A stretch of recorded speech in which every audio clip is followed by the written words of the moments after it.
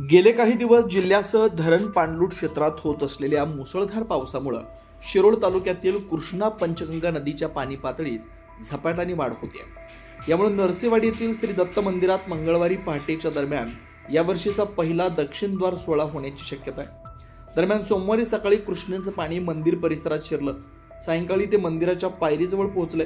पाण्याची पातळी याच गतीने वाढत राहिल्यास आज मध्यरात्री किंवा मंगळवारी पहाटेच्या वेळी या मोसमातील पहिला दक्षिणद्वार सोहळा होण्याची शक्यता आहे। सोमवारी दिवसभर श्री दत्त दर्शनासाठी आलेल्या भाविकांनी पाण्यातूनच श्रींचं दर्शन घेतलं।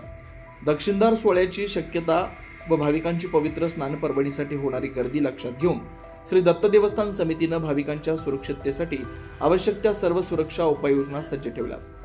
श्री क्षेत्र नरसेवाडी येथील दत्त मंदिर पूर्वाभिमुख असून दत्त मंदिरासमोर वाहणारी कृष्णा नदी उत्तर दिशेकडून दक्षिण दिशेकडे वाहते।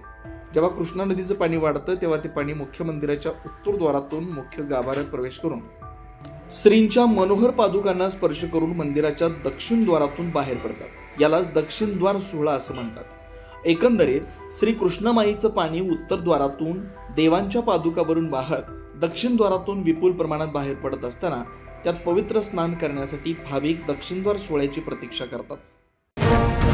अशाच ताज्या अपडेटसाठी महासत्ता न्यूजला सबस्क्राईब करा।